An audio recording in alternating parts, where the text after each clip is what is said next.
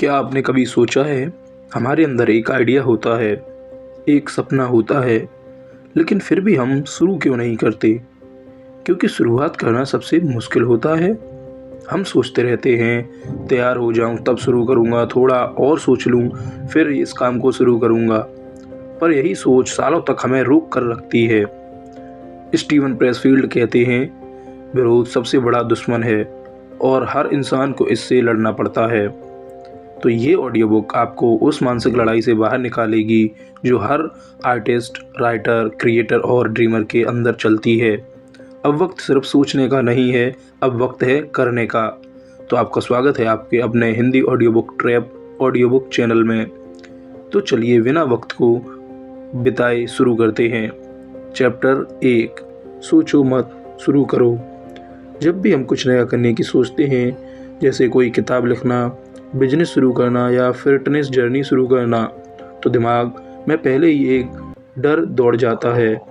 और ठीक इसी डर के बीच आती है वो कहानी। एक लड़का था जो रोज़ एक प्लान बनाता था कि सोमवार से जिम जाऊंगा। हर बार सोमवार आता और चला जाता। एक दिन उसके दोस्त ने कहा, तू सोमवार का इंतज़ार कर रहा है या रिज़ल्ट का? उसी दिन उसने तय किया, बिना परफेक्ट टाइम का इंतज़ार किए शुरू करना ही सबसे सही है। ऑथर कहते हैं, एक्शन से ही क्लैरिटी आती है, सोचने से नहीं। हम सबके अंदर एक आवाज़ होती है जो कहती है, यार थोड़ा और सोच लेते हैं, अभी टाइम सही नहीं है, थोड़ा और प्रिपेयर हो जाऊं फिर। लेकिन सच ये है, सोचना जितना ज़्यादा करते हैं, शुरुआत उतनी ही दूर होती जाती है। एग्ज़ाम्पल से समझिए, आपको एक यूट्यूब चैनल शुरू करना है, पर आप सोचते हैं माइक नहीं है, बैकग्राउंड अच्छा नहीं है, वॉइस परफेक्ट नहीं है और महीनों निकल जाते हैं। पर जब आप इम्परफेक्ट शुरुआत कर देते हो, तभी असली मोमेंटम बनता है। क्योंकि प्रोग्रेस की शुरुआत होती है एक एक्शन से, ना कि परफेक्शन से। ये चैप्टर हमें ये समझाता है कि रेजिस्टेंस सिर्फ सोच में रहता है। जैसे ही आप पहला कदम उठाते हो, रेजिस्टेंस पीछे छूट जाता है।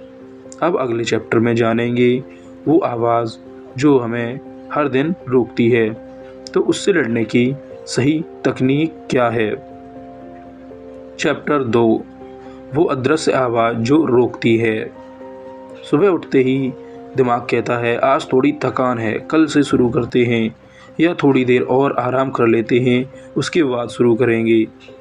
यही वो आवाज़ है जो हमारे हर बड़े फैसले से पहले विस्पर करती है, रुक जा, अभी सही वक्त नहीं है। एक बार की बात है, एक लड़की थी जो अपने पापा की दुकान संभालना चाहती थी, पर वो हर दिन सोचती, पापा मानेंगे नहीं, लोग क्या कहेंगे।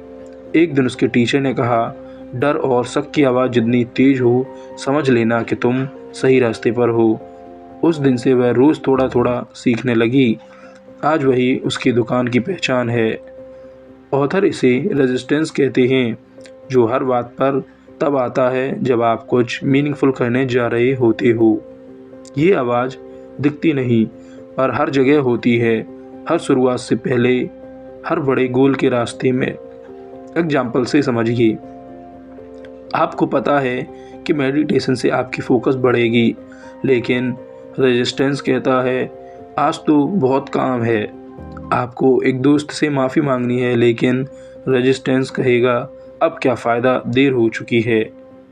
रेजिस्टेंस का काम है आपको पुरानी हालत में बनाए रखना, लेकिन ग्रोथ वहीं होती है जहां कंफर्ट छूटता है।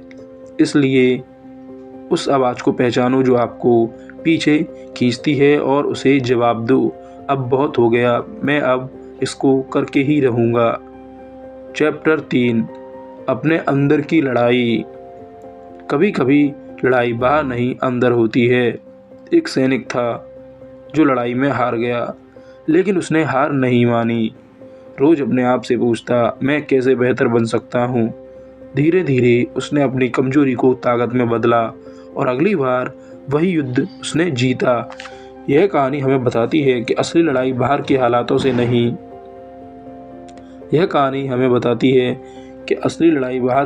से नहीं, अपने माइंडसेट से होती है। ऑथर कहते हैं, प्रो और एमेच्योर में सिर्फ इतना फ़र्क होता है, एमेच्योर सोचता है जब परफेक्ट टाइम आएगा तब शुरू करूँगा, प्रो सोचता है आज इम्परफेक्ट होकर भी शुरू करूँगा। एग्जाम्पल से समझिए, मान लो आपने एक स्किल सीखी जैसे ग्राफिक डिज़ाइनिंग, पर क्लाइंट से बात करने में डर लगता है, कहीं वो रिजेक्ट ना कर दे। तो जान लो ये लड़ाई डर से नहीं, ये है कन्फ्यूज़न की लड़ाई। आप खुद कन्फ्यूज़ हैं। जब आप बार बार अपने ही डाउट से हारते हो तब बाहर की जीत कभी संभव नहीं होती। हर दिन अपने अंदर की आवाज़ से बहस करो, हर दिन खुद को थोड़ा और मजबूत बनाओ। चैप्टर 4, प्रो की आदतें। प्रो होना कोई स्टेटस नहीं, ये एक डेली हैबिट है। एक बार लेखक से पूछा गया, आप रोज़ कैसे लिखते हैं? उसने जवाब दिया, क्योंकि मैं सिर्फ इंस्पिरेशन पर भरोसा नहीं करता, मैं रूटीन पर भरोसा करता हूँ। यह जवाब उस आदत की ताकत दिखाता है जो हर प्रो को एक एमेच्योर से अलग बनाती है। ऑथर कहते हैं, प्रो रोज़ काम करता है चाहे मन हो या ना हो। एग्जाम्पल से समझिए, एक सिंगर जो हर दिन बिना ऑडियंस के भी रियाज करता है वही मंच पर राज करता है। प्रो को आउटकम से फ़र्क नहीं पड़ता, वो प्रोसेस में लगा रहता है। प्रो हर डिस्ट्रैक्शन से लड़ता है, उसका फोकस एक ही होता है, काम। इस चैप्टर की सीख है, अगर आपको रियल सक्सेस चाहिए तो इंस्पिरेशन का इंतज़ार करना बंद करिए और डिसिप्लिन को अपना हथियार बनाइए। चैप्टर 5, डर को साइड में रखो। कभी सबसे बड़ा डर यही होता है कि लोग क्या सोचेंगे। एक लड़का था जिसे गाना पसंद था, पर हर बार माइक उठाने से पहले वो डर जाता। फिर उसने एक लाइन सुनी, अगर तुम डर के पीछे छुपे रहोगे तो तुम्हारी असली आवाज़ कभी बाहर नहीं आ पाएगी। बस उस दिन उसने गाना शुरू किया। ऑथर कहते हैं, इस बात का सबूत है कि तुम्हारा सपना सच्चा है। एग्जाम्पल से समझिए, आपको स्टेज पर बोलना है पर डर है कि ऑडियंस हंसेंगे। यही डर बताता है कि आपके अंदर कुछ बड़ा करने का कैपेसिटी है। डर से भागो नहीं, उसके सिग्नल समझो और उसे फेस करो। डर को साइलेंस करो। चैप्टर 6, असली टर्न पॉइंट, आई ओपनर। अब तक आपने सोचा कि काम में सक्सेस का मतलब है मेहनत, प्लानिंग, हार्ड वर्क, लेकिन इस चैप्टर में एक आई ओपनर है। एक लड़की थी जो हर दिन मेहनत करती थी पर कोई ब्रेक थ्रू नहीं आ रहा था। फिर उसने अपनी आदतों को ऑब्जर्व किया। पता चला वो हर बार काम के बीच में मोबाइल देखती, रील्स स्क्रॉल करती। उसने एक चीज बदली, डिस्ट्रैक्शन फ्री फोकस, और फिर कुछ महीनों में उसकी दुनिया बदल गई। ऑथर कहते हैं, डिस्ट्रैक्शन तुम्हारा सपना खा जाता है चुपचाप। एग्जाम्पल से समझिए, अगर आप हर दिन 2 घंटे काम करती हो लेकिन हर 5 मिनट में फ़ोन देख लेती हो तो आपका दिमाग कभी डीप जोन में नहीं पहुंचता। डिस्ट्रैक्शन फ्री काम करना एक कला है जो आपके काम की क्वालिटी और स्पीड दोनों को 10 गुना कर देती है। अगर आप सिर्फ एक चीज बदलना चाहते हो तो डीप वर्क को अपना हथियार बना लो। अब अगले चैप्टर में हम सीखेंगे कैसे रेगुलर एग्जीक्यूटिव अपने अंदर के जीनियस को सामने लाता है। साथ एग्जीक्यूशन का असली मतलब। कई लोग प्लानिंग में जीनियस होते हैं पर एग्जीक्यूशन के वक्त सब ठंडा हो जाता है। एक समय की बात है, एक बूढ़ा था जो अपना आखिरी घर बना रहा था। मन से उतना लगा नहीं, इसलिए काम अधूरा सा किया।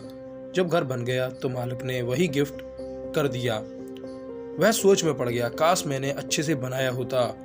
ऑथर कहते हैं, execution is your real art, planning is just preparation. Example से समझिए, आपने डिसाइड किया कि सोमवार से डाइट शुरू करोगे। ब्रेकफास्ट भी हेल्थी लिया, लंच तक मोटिवेशन भी रहा, लेकिन डिनर में फिर से पिज्ज़ा ऑर्डर कर लिया। एग्जीक्यूशन यहीं हार गया। इसलिए प्लान परफेक्ट नहीं होना चाहिए, व्याख्या सुसंगत होनी चाहिए। एग्जीक्यूशन में इम्परफेक्शन अलाउड है लेकिन एक्शन रुकना नहीं चाहिए। चैप्टर 8, मोमेंटम बनाए रखना। कई लोग शुरुआत तो जोरदार करते हैं पर फिर धीरे धीरे स्पीड कम होने लगती है। एक किसान हर दिन अपने खेत में जाता था। एक बारिश की वजह से वह 3 दिन नहीं गया। जब लौटा तो सारा खेत घास से भर गया था। उस दिन उसने समझा कि उसने ब्रेक नहीं लेना चाहिए था। ऑथर कहते हैं, momentum is everything. Break it and you break the magic. Example से समझिए, आपने राइटिंग शुरू की, हर दिन 500 शब्द लिखे, फिर वीकेंड पर ब्रेक लिया और फिर वो हैबिट वापस नहीं आई। मोमेंटम आपका वहीं खत्म हो गया। हर दिन कुछ भी छोटा लेकिन कंसिस्टेंट करिए ताकि फ्लो बना रहे। Chapter 9, planning versus doing. Planning करना बहुत अच्छा है, पर प्लानिंग में अटक जाना एक ट्रैप है। एक लड़का जो हमेशा नए नए टू डू लिस्ट बनाता रहता है, पर दिन खत्म करते ही सिर्फ लिस्ट बड़ी होती है, काम नहीं। उसके दोस्त ने एक दिन कहा, लिस्ट बनाना अच्छी बात है, पर उसे करना जरूरी है। ऑथर कहते हैं, डूअर्स विनर्स प्रिपेयर्स। एग्जाम्पल लो, आपने पूरा वर्कआउट प्लान बना लिया है, सेट्स, रेप्स, मील्स सब, लेकिन जिम गए ही नहीं तो रिजल्ट कुछ भी नहीं होगा और आपका दिन पूरे दिन सिर्फ आप रिजल्ट बनाते ही रहे, इस तरीके से बर्बाद होगा। इसलिए परफेक्ट प्लानिंग करना बंद करिए और इम्परफेक्ट ही शुरुआत करिए। चैप्टर 10, फेक प्रोडक्टिविटी से बचो। कुछ काम ऐसे होते हैं जो दिखते हैं जैसे बहुत इंपॉर्टेंट हैं, लेकिन असल में सिर्फ बिजी रखते हैं। एक लड़की ऑफिस में हर दिन सबसे लेट रुकती, लैपटॉप खोलकर बैठी रहती, पर आउटपुट कुछ भी नहीं देती। फिर एक मेंटर ने उसे समझाया, तुम सिर्फ थकी हो, प्रोडक्टिव नहीं। ऑथर कहते हैं, fake productivity is resistance in disguise. Example से समझिए, आप 3 घंटे प्रेजेंटेशन एडिट करते हो, स्लाइड का कलर बदलते हो, फॉन्ट सेट करते हो, पर कंटेंट वही पुराना रहता है। यही होता है बिजी दिखने का जाल। इसीलिए सिर्फ वही काम करो जो आपको सच में रिजल्ट दे, ना कि व्यस्त रहने में ही आप अपने समय को बर्बाद कर दो। ऐसा करना सिर्फ आपके समय की बर्बादी होगा, ना कि सक्सेस को पास लाना।